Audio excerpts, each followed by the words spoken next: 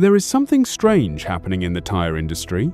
Manufacturers are spending enormous amounts of time and money developing a product that looks almost exactly like the tire we've been using for generations.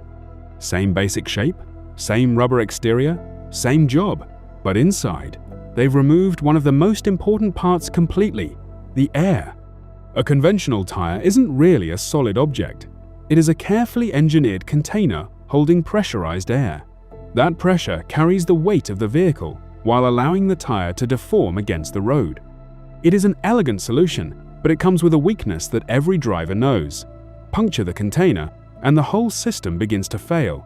Now imagine replacing that entire system with a structure that doesn't need pressure at all. That is the idea behind the airless tire. But don't picture some futuristic wheel made from a strange metal. The radical engineering is hidden underneath the tread. Instead of an air-filled cavity, flexible spokes, or honeycomb-like structures, connect the outer tread to the wheel. When the tire meets the road, those structures bend. The tire isn't holding itself up with air anymore, it is holding itself up with its own architecture. What looks like a simple change on the outside is actually a completely different way of making the wheel carry the vehicle. And that is what makes the technology so difficult to ignore. And that's where the first problem disappears. A nail can still damage the rubber, but there is no pressurized chamber underneath it waiting to collapse. So why aren't we already driving on these? Because removing the air also removes something engineers desperately need. A conventional tire is doing more than keeping the car off the ground. It is helping create the ride. The air inside it acts as part of the vehicle's cushioning system. Replace that air with a mechanical structure, and now that structure has to absorb bumps while carrying the entire vehicle. At highway speeds, those internal supports are constantly flexing. Every rotation adds another cycle of stress.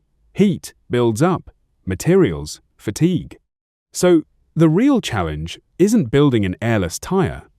It's building one that a driver could forget about, one that feels normal, one that lasts normal tire mileage, and one that doesn't cost a fortune.